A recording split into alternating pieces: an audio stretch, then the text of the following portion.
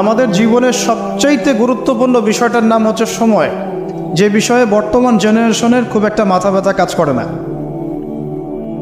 কোনো ব্যক্তি যদি তার হায়াতের তার সময়ের মূল্য বুঝতে পারে প্রকৃত অর্থেই, সে কি কখনো ঘন্টার পর ঘন্টা রাস্তাঘাটে আড্ডা মারতে পারে, অনলাইনে সময় নষ্ট করতে পারে, চায়ের দোকানে আড্ডা পিটাতে পারে, বান্ধবীর পিছনে সময় ব্যয় করতে পারে, টিকটক নিয়ে ব্যস্ত থাকতে পারে?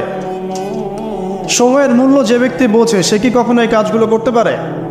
আল্লাহ পাক সবার আগে এখানে আমাকে বলছেন ওয়াল আসরি, সময়ের কসম, অর্থাৎ সময় আপনার আমার জীবনে অত্যন্ত গুরুত্বপূর্ণ এবং এই সময়টা লিমিটেড। আল্লাহ পাক একটা লিমিটেড টাইম দিয়েছেন আমাদেরকে। এই টাইমটা বাড়বেও না কমবেও না, হয়তোবা বরকত হতে পারে বা বরকত কমে যেতে পারে।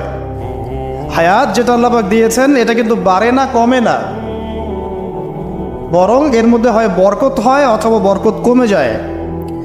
যখন মানুষ পাপে লিপ্ত থাকে, কন্টিনিউয়াসলি পাপ করতে থাকে, তার হায়াতের বরকত কমে যায়। আর যখন মানুষ কন্টিনিউয়াসলি নেক কাজ করতে থাকে, ভালো কাজ করতে থাকে, তার হায়াতের মধ্যে বরকত হয়।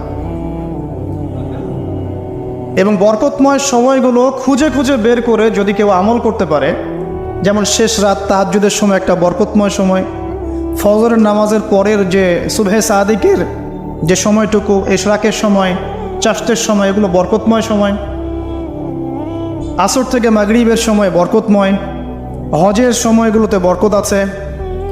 রমাদান মাস বরকতময় মাস, লাইলাতুল কদর এবং শেষ 10 রাত বরকতময়, জিলহজের প্রথম 10 দিন বরকতময়, আরাফা আশুরা বরকতময়। এগুলো খুঁজে খুঁজে বের করে যে ব্যক্তি আমল করতে পারে তার হায়াতে বরকত হবে ইনশাআল্লাহ আযজা ওয়া জাল্লা। এক কথায় আল্লাহ রাব্বুল আলামিন সময়ের কসম কেন করছেন?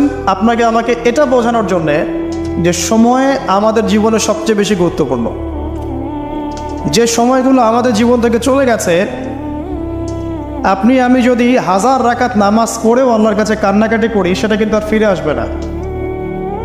হয়তোবা আল্লাহ পাক আমাদের গুনাহগুলোকে মাফ করে দিয়ে বাকি জিন্দেগি আমাদেরকে আমল করার তৌফিক দিবেন ইনশাআল্লাহ তাআলা, কিন্তু যে সময়টুকু আমরা নষ্ট করেছি এটা কিন্তু আর ফিরে আসবে না।